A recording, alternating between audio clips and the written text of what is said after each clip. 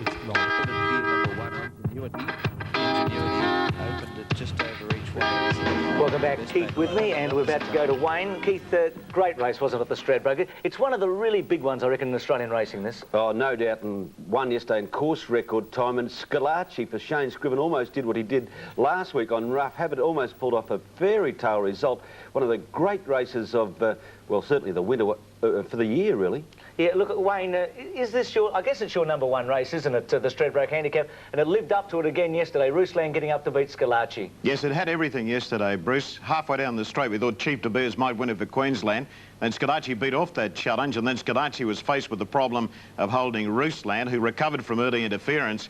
Ruslan just a little too good for Scalacci. A lot to like about the winning performance of Ruslan, because he's had his fair share of problems here in Brisbane during the winter, and John Morris had to bring in a chiropractor to get him right for yesterday's race. Glenn Boss knocked back the ride. Gary Palmer picked it up. Gary had to lose 3 kilos on Friday night to make the weight. He was a little exhausted after the race, but well worth it because he was able to get him home first. And as you mentioned, we almost had that fairy tale result with Scalacci running, I think, the race of his career yesterday in the Stradbroke Handicap. I think that'd be fair to say, won't you? I'd like Gary's recipe to lose 3 kilos overnight. But what a performance from Gary. He won the race 11 years ago on Daybreak Lover.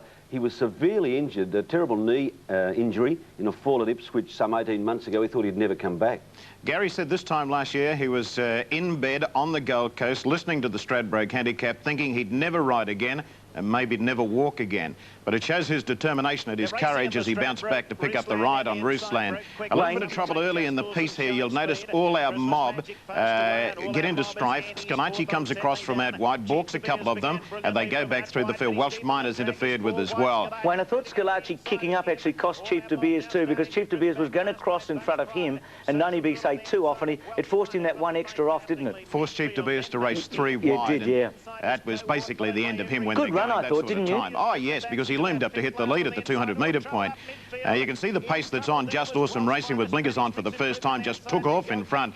That's Scalacci up into 2nd place on the outside, tracking the speed. So he was there, mixing it with them in the early stages of the race, and he was there defying the challenges at the end. There's Ruslan in the gold and the black cap over on the inside. He was in trouble in the early stages of the race as well, so a lot to like about his performance, and Carptingley's run was very good. Now, Just Awesome brings him to the home turn. Scalacci 2nd, Chief De Beers 3rd the outside, Sublimator's over on the rise, Christmas Magic. Ruslan is behind Chief De Beers, and he's starting to come into it, and Carptingley the outside. Now, Chief De Beers sprinted up, but Scalacci's going with him. Just Awesome's had enough on the inside. It's left to Ruslan and Carptingley on the outside to come after Scalacci. Scalacci's just in front, he's hanging on, but not enough. And Ruslan was able to grab him on the line. And you're a good caller, Wayne. Carptingley was 3rd. Well, Rain, when there are big races, they're usually won by the big-name trainers. Yesterday you had 2 big races, and Gary Frazier from Hawkesbury did the double. Yeah, and he did a great job with this horse because he's brought him from basically nothing. He's campaigned him in everything in Sydney, everything here in Brisbane.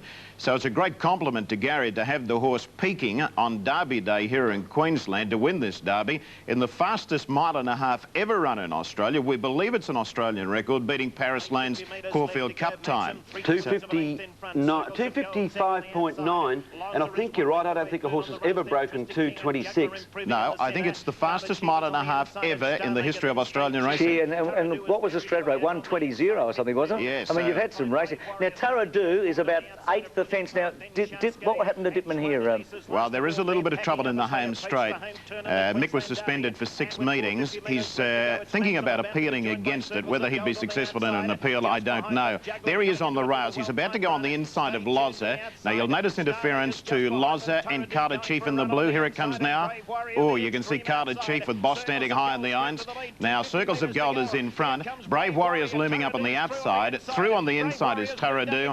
Very strong at the end of the 1.5 miles, Tarradoo. With Dittman punching him hard, he goes on and he scores well. Brave Warrior's 2nd, and Starmaker's run very good in finishing 3rd. Had the penalty been a fine one, I think punters around Australia collectively would have paid it for Mick. It was a marvellous ride. And what a performance from Brave Warrior after a change in direction for him. He was going to contest the Stradbroke, so surely his training was interrupted and messed about. Yes, it was. There's no doubt about that. And he had to cover ground coming around the home turn. He's very unlucky, Brave Warrior. Look at the run Tarandu got. Look at the run Brave Warrior had yesterday. No criticism of the jockey, Chris Muntz. And remember at the Gold Coast? Yeah, remember the Hollandale beautiful Cup. run Dane Wynn got on the inside. He had to go wide there, so he's out of luck. He's a good horse, isn't he? Wayne, briefly, other jockeys were suspended, I believe, yesterday? Yes, Brian York out for 6 meetings from the first race, Chicane. Larry Cassidy and Shane Scriven out for 6 meetings each from the Stradbroke Handicap. And Mick Dittman out for 6 meetings from the Derby.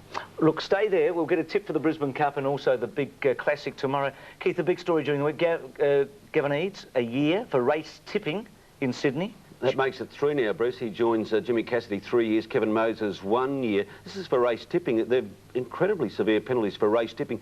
But my informants tell me that this is far from over in Sydney and that a stronger term will be used when when it takes its next step, and the term will be race fixing, and that will be a sad day for Australian racing. Well, on Friday in the Melbourne Age, Tony Burke wrote a very strong story regarding the investigation coming down to Melbourne. This was Pat Lawler's response to the chief stipendiary steward yesterday at Flemington. Yes, I was annoyed and shocked because there's been no evidence of that, and I've been assured by the police chief inspector of the racing and gaming squad that they are not investigating any matter in regards to race fixing in Victorian racing. So yes, and there's, you know, when you get those allegations made and there's nothing to substantiate them, it does a lot of harm to our racing, and that's sad. So Pat was saying that the police in Victoria may be helping with an investigation, but it's not about race fixing in Melbourne? No, it's to do with the Sydney investigations. Right. There was an investigation that did involve the police in this state. That was 18 months ago, and there was found to be no case to answer. That was during the carnival, wasn't it? No, in a race won by Mingling Glances. OK, Tony Burke wrote the story, a compatriot of yours who works on 3UZ with you on Saturday morning. This was his response after Craig Willis spoke to him about the story as well. I know that the senior police have since said that they're not conducting any present inquiries into race fixing in Victoria, and I certainly go along with that. But my informant, I don't have any reason to say to disbelieve that there are, in fact, some police who think that maybe there are things untoward in Victorian racing. If that's the case, I think that by airing them, it gives everyone a chance to sort of maybe smarten up the game. And I don't seriously believe that there is anything wrong, much wrong with Victorian racing, but you can never be too careful. I mean, there's a lot of money involved in racing, and Victoria these days is probably the hub of racing in Australia, with our state money, and our bookmakers are doing so well down here, and there's a lot of money changing hands now, so I think you can't be too careful. Tony Burke, the chief racing writer for The Age. Look, we are almost out of time. Keith, you're coming back because we have a special English Derby and Belmont Stakes segment. And Wayne, just in 2 words, the 2 tips for tomorrow? Castlemaine Classic, I'm tipping Shame to beat I Sold It. Could be betting fireworks there. Brisbane Cup, I like Pratara's Bay. Catch you next week, Wayne. Thanks for that. Thank you, Bruce. I think Shame's a special tomorrow, Wayne. Coloured card for Shame. Good tip, Keith.